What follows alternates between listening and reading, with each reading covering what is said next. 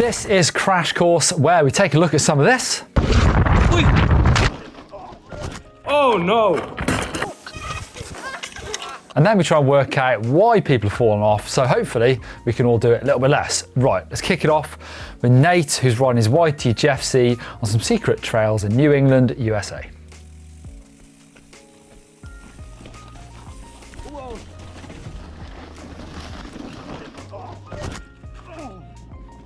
Yeah. Oh, ah. It's quite gnarly, this one. So Nate is following his mate. His mate falls off in front of him on a steep chute. You can see how steep it is that sort of Nate then can't stop, which is kind of gnarly. I guess that's the thing to be careful of. If you're riding something steep behind someone else, I would give him a bit more space, because I reckon you probably got down this all right, Nate, but your mate falls off, you try and go around him, and then you hit, there's like a log. That's a bit of a recurring theme this week. There's another log, catch someone else out. And then that big over the bars, you see him, he hits that sort of rock. That's another thing when it's crashed, going over. You can't really plan what you're going to land on. Sometimes you can, sometimes you can sort of get away from the bike and try and land in a nice spot. We don't really always get to do that. In this case, I guess kind of lucky. Hopefully you didn't hurt yourself too bad, but you could do, hitting something like that. So I'd say if you're going to do ride a steep thing like that, give yourself a bit more space if you're following someone. And also, I guess if you can, try and lift the front wheel or hop over that thing that takes you out, but who knows? I've just read a bit more. Nate breaks his wrist, so yeah, it's not good. Hope it heals quick. Right, on to the next one. This is Marcus riding his brand spanking new 2021 MARLON Rift Zone 27.5. I've done this. I think there's a lot of people watching this will do the same thing. Try and clip us pedals the first time, getting used to it. Once you get riding, get used to their efficiency benefits, and then this happens.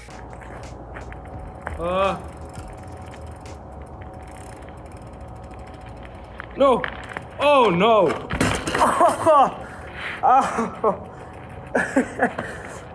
Oh, that hurts, man.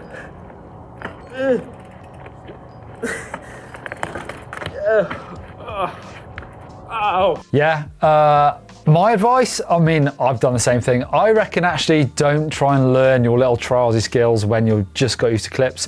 I would just actually go out and ride with a bit of speed so you're not likely just to lose your balance, because there are going to be times when you just, because you're not used to unclipping like this, twisting your sort of your ankle to get out, that it might take you a couple of goes to get used to it. So I would go just ride around normally. Obviously don't go fast, you're going to dab, because then if you can't get out you can have a bigger crash. But going really slow is kind of just asking for trouble a little bit. And when you're riding quick, just get used to taking your foot off early when you come to a stop, and eventually it will become second nature. I've actually seen that. I've noticed it sometimes in slow motion, even when I'm riding flat pedals, when I come to take my foot off the pedal, I still sort of do this. So I'm so used to now unclipping that I just take my foot off like that. It'll take a while, but you will definitely get it. Oh no! Next video, the title of this, when it got sent in using our uploader, is Snowy Pain Train, and that describes it quite well. This is from Sam.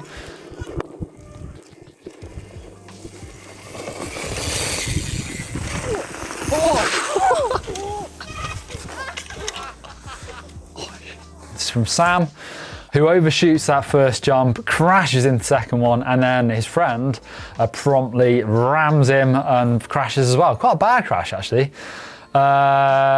Same as the first one, following too close, you can't stop in time. But I think actually the problem here was Sam overshoots that first jump quite big. If you actually go back, take it back, lands flat, that causes a crash, so just go steady with your speed. Although you might have been out of control coming into jump because it was icy, so go steady. Jumps in the ice doesn't sound like a good combo. Right, Marlon, this is all the way from San Pablo Laguna in the Philippines.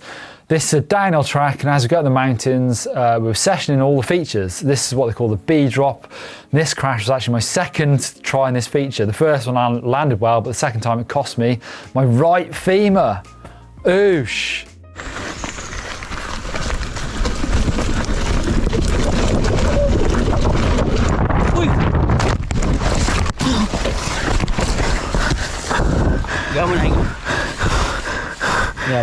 This is a big crash, basically a big over the bars, a big nosedive, and Rukon, no, that's the bike, sorry, Rukon. Marlon is asking, why did this happen? Why did I just nosedive?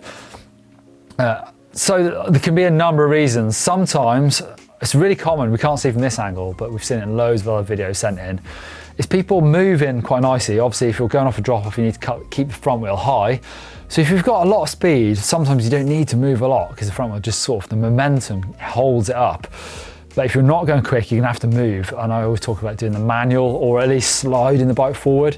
And sometimes people slide the bike too far forward, and that's what we see, not from this angle, but people then chuck their weight too far back and they hit their back tire, and that completely stalls a bike, and that sends you into that instant nosedive.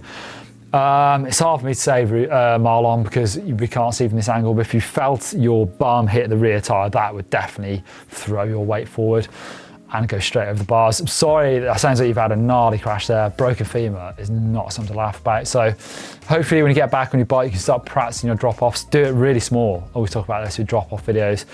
Do it off of curbs and just get it nailed, get moving all the way until you can feel your back wheel just sort of just dragging on your shorts, and then you know where it is so you don't go any further than that. But that's a gnarly one. Hopefully you get well soon as well. Keep sending your videos in using the uploader. There's a link down below this video. We'll take a look. Hopefully we can help you out.